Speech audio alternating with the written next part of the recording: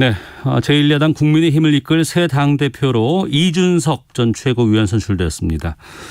오늘 대전 현충원 참배 시작으로 공식 일정 시작했는데요. 어떤 변화의 바람 가져올지 이준석 신임 대표와 얘기 나눠보도록 하겠습니다. 전화 연결하겠습니다. 안녕하십니까? 네, 안녕하세요. 예, 우선 당선 축하드리겠습니다. 아유, 감사합니다. 예. 네. 주말 사이에 많은 변화가 있었을 것으로 보이고 또 앞으로도 큰 변화가 좀 예상되기도 합니다. 먼저 당선 소감이라든가 의미부터 좀 짚어주신다면요. 이제 아무래도 이제 결국에는 그 정치권이 좀 개혁되어야 된다라는 생각을 가진 일반 시민들과 우리 당원들의 마음이 모여가지고 이런 예기치 않은 큰 성과를 낸 것 같습니다. 네. 새 바람이 불 것이다라는 기대가 반영되기도 했습니다만 반대쪽에서는 30대고 경험이 없지 않느냐, 그리고 100명이 넘는 의원들로 구성된 제1야당을 과연 이끌 수가 있을 것이냐라는 의구심, 의문 이런 것들을 좀 보여주었었는데 여기에 대해서는 어떤 말씀 이제 해 주시겠습니까? 의구심과 의문은 있을 수 있겠지만은 결국에는 성과로서 그것이 아마 갈리지 않을까 이런 생각이 들고요. 예. 당 대표로서 저에게 주어진 과제라는 건 대선 승리, 또 대선 승리에 가까이 갈 수 있는 당 분위기를 만드는 것에 있기 때문에 제가 그 일에 잘 정진해서 좋은 성과가 나면은 아마 그런 불안감은 좀 사라지지 않을까 그런 생각입니다. 네. 되고 났더니 주말 사이에 많은 변화가 좀 있었나요? 어떻습니까? 생활이라든가 여러 가지 의전이라든가 많은 것들이 달라졌을 것 같은데. 아마 진행자께서 아시겠지만 제가 원래 여의도에서 돌아다니고 또 이렇게 할 때 대중교통도 많이 이용하고 또 킥보드나 자전거 이런 것도 많이 이용하는데. 네네. 저는 일상적으로 행하던 것들이 제가 당대표가 되니까 그게 참 새롭게 느껴지나 봅니다. 그리고 따릉이 입고 다닌다고 이렇게 사진 찍어 올리기도 하고. 그래서 저도 달라진 위상이라고 해야 될까요? 그런 거 더불어가지고 정치에 대한 국민들의 관심과 기대가 높아진다는 걸 느껴가고 있습니다. 네. 지금 지역에서 일정 소화하고 서울로 올라오시는 중이십니까?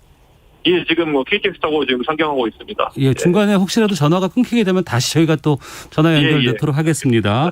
예. 그 당에서 이제는 대표기 때문에 차량 제공이라든가 여러 가지 것들이 다 이제 제공이 되잖아요. 예. 그럼 이제 앞으로 그건 어떻게 하실 생각이세요? 실제로 차량 지원이 당 대표용으로 있긴 한데요. 네. 제가 서울에서 보통 대중교통을 이용했던 이유는 제가 방송 패널 여기저기 방송국 왔다 갔다 하면서 가장 시간 효율적이고 또 제가 다니면서 편했기 때문에 그랬던 것이거든요. 예. 조화가 될지 모르겠지만은 아무래도 지방을 가는 일정이나 그럴 때는 그 차량을 활용할 수 있겠지만은 서울 내 일정에는 가급적으로 제 원래 스타일대로 살려고 합니다. 네. 그러니까 당에 여러 가지 지방 일정이라든가 이럴 때는 공식 차량을 이용을 하지만 서울 주변에서 지날 때는 당대표임에도 불구하고 평소에 써왔던 대중교통을 이용하실 거라고요?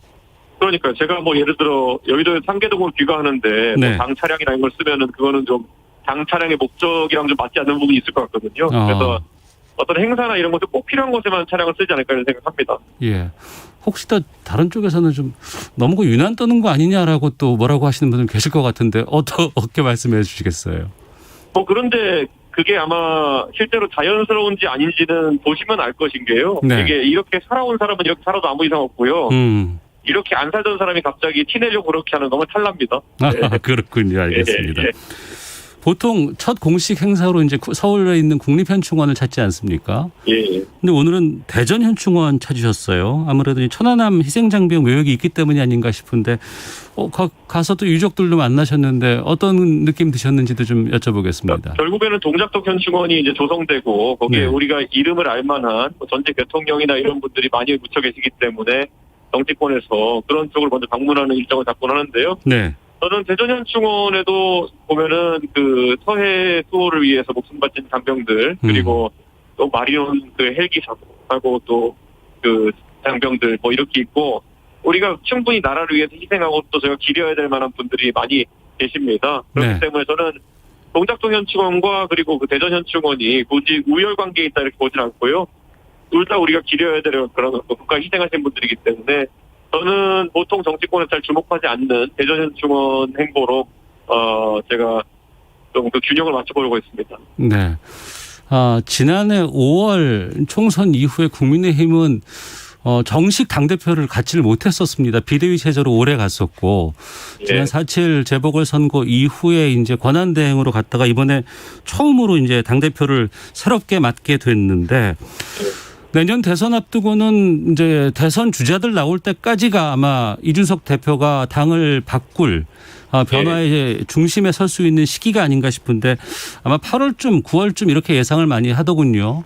예. 저는 뭐 당 개혁이라고 하는 것은 당연히 지속적으로 해야 되는 과제이고 국민의 관심이 대선으로 넘어간다 하더라도 저는 그런 내년 지방선거나 이런 것을 대비한 당 체제 정비는 해야 되는 것이기 때문에 네네. 아마 대선 후보가 선출되고 나면은 양립해서 가지 않을까 대선 준비와 또 그 나머지 당무가 그런 생각을 하고 있습니다. 네. 김기현 원내대표라든가 아니면 당의 중진들도 좀 많이 만나보셨는지 궁금하기도 하고 같이 함께 이번에 당대표 경선을 뛰었던 후보들과도 좀 인사는 하셨는지요? 저는 뭐 기본적으로 그 저희 당의 그 경선에 같이 뛰으셨던 전당대 후보들과는 이제 인사를 나누고 있는 과정인데 네. 모두 다 이번 전당대 통해서 본인이 아주 뛰어난 지도자임을 다 입증하셨고요. 저는 대선이라는 큰 이제 장이 서는 공간 속에서 각자의 역할을 다 해주시리라 믿고 제가 또 요청을 드리고 있습니다. 네. 그렇기 때문에 당의 화합에는 전혀 문제가 없다 이렇게 말씀드리고 싶고요. 김기현 원내대표는 앞으로 원내 지도부로서 땅을 잃어가지고 당을 이끌어야 되기 때문에 긴밀하게 소통하고 있습니다. 네. 경선 과정에서 좀 날카로운 그 설전들이 많이 오가기도 했었는데 그런 건 이제 더 이상 뭐 없을까요? 그리고 원래 전당대회라는 것이 뭐 다른 공직선거나 마찬가지로 이기기 위한 경쟁이다 보니까 네. 다소 날카로운 면들이 드러나기도 하는데요. 보통 이 선거가 끝나고 나면은 이게 눈 녹듯이 또 사라지는 그런 갈등이기도 하기 때문에 네. 제가 최대한 전당대회에서 또 열심히 뛰어주시던 제 동료 후보분들께 예우를 갖추면서 그런 어떤 앙금이 남지 않도록 하겠습니다. 네. 이번에 선출직 최고위원 이제 몇 면이 있습니다. 3명이 여성이고 또 역시 최고위원들도 상당히 좀 젊어진 포진이 좀 나왔어요. 여기에 대해서도 좀 말씀해 주신다면요.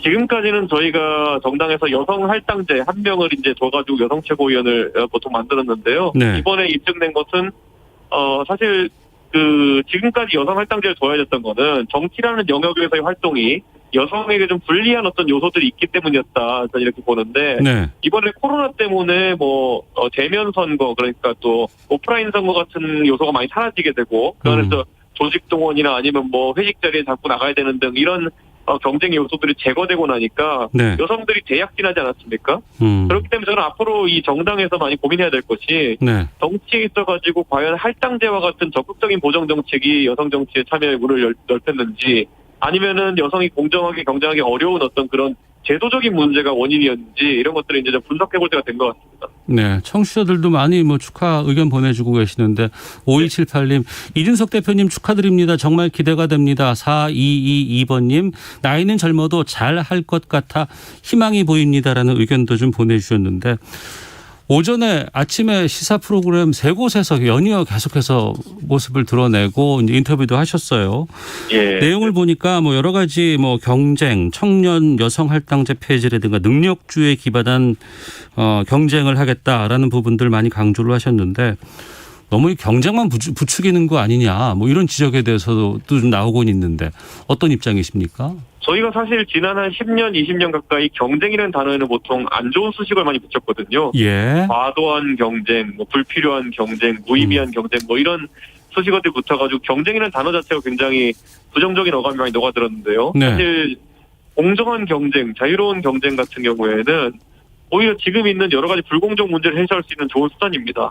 예를 들어서 최근에 이번 정부 들어가지고 내로남불이라는 이야기도 들리고 끼리끼리 이렇게 한다는 캠코더 인사 이런 것도 들리고 거기다 가깝게는 또 조국 장관의 그 가족과 관련된 사건 등에서 네. 공정에 대한 관점 자체가 바뀌어가고 있는 거죠 국민들한테. 그래서 저는 오히려 경쟁을 하는 것이 공정하다라는 인식이 늘어나게 되면은 저는 그런 어떤 경쟁에 대한 부정적인 어감이 좀 많이 사라지지 않을까 생각합니다. 그 경쟁이라는 부분이 내년 대선에서 있을 이제 당 내에 이제 대선 주자들 간의 어떤 이런 그 입장들이라든가 선출 방식이라든가 여기에도 적용이 됩니까? 저는 당연히 대선 관리를 잘 하는 것이 제 1책무임을 알고 있고요. 예. 제가 그 대선 관리에 있어서는 창의적으로 우리 당이 뜰 수 있는 그런 환경을 만들어야 되는 것이고 두 번째로는 어느 쪽에도 치우치지 않고 당을 대선 중에 관리해야 된다 이런 그런 어떤 부담이 있습니다. 네. 그렇기 때문에 저는 공정하고 또 전혀 치우침 없이 경선을 해낸 것이 제 생각에는 저한테 주어진 뭐 아주 어렵지만 중요한 과제라고 봅니다. 네. 대선 경선 기획단 같은 것들은 준비 어떻게 하실 예정이에요? 기본적으로 대선 경선 기획단을 이제 만들어가지고 대선의 룰이나 아니면 방식, 이런 이벤트 같은 것들 정해야 되는데, 네. 지금은 우선 기본적으로 당 정비가 먼저고요. 네. 민주당이 이제 전당대가 좀 더 빨랐기 때문에 그런 정비가 빨랐던 것 같은데, 저희도 뒤처지지 않게 대선 기획단 준비해 나가도록 하겠습니다. 예. 대표 수락 연설에서 이 얘기를 하셨다고 하는데, 강경 보수층을 향해서 유승민을 품어달라는 메시지. 이건 어떤 의미입니까?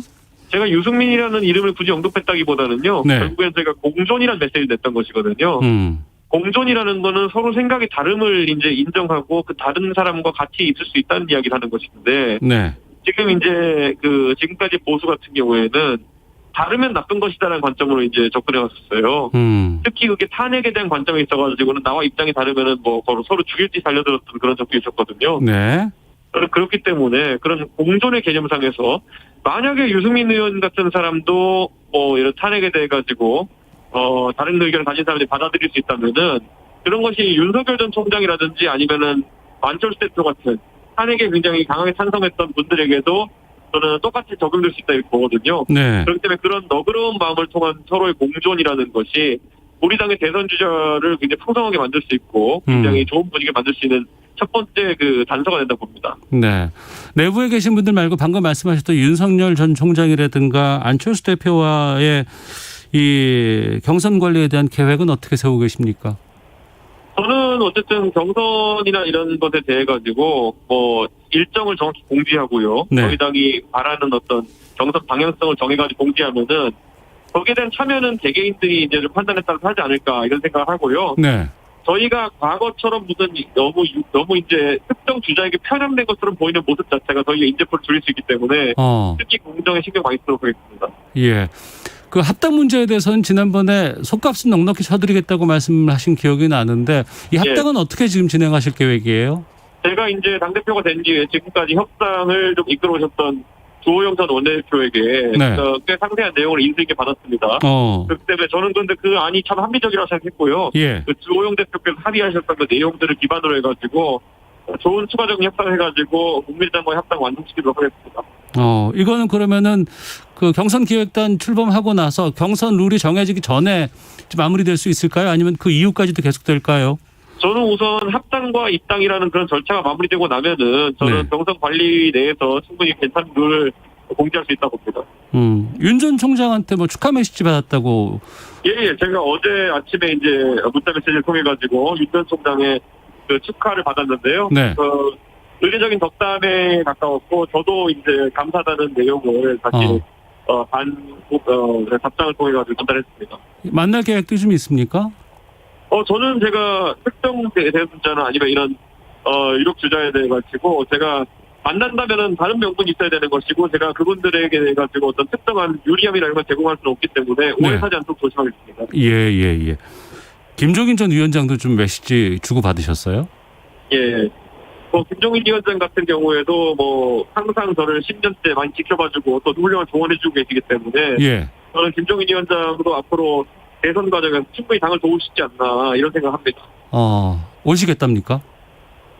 보신다는 표현이 모호한데요. 예. 이제 그분도 비대위원장을 지내셨고 그렇기 때문에 사실 저희가 모시려고 해도 모실 수 있는 자리가 몇 가지 없습니다.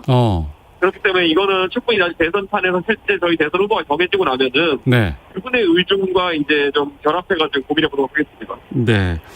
그 국민의힘 의원들의 부동산 전수조사는 권익위 하기로 결정을 했잖아요. 예. 이 부분은 아마 김기현 원내대표의 이제 뭐 역할이 중요하지 않을까 싶습니다만 나중에 권익위에서 발표가 나게 되면 해당되는 의원들에 대한 여러 가지 조치라든가 징계라든가 이런 부분들은 당대표 역할이 더 좀 필요하지 않을까 싶거든요.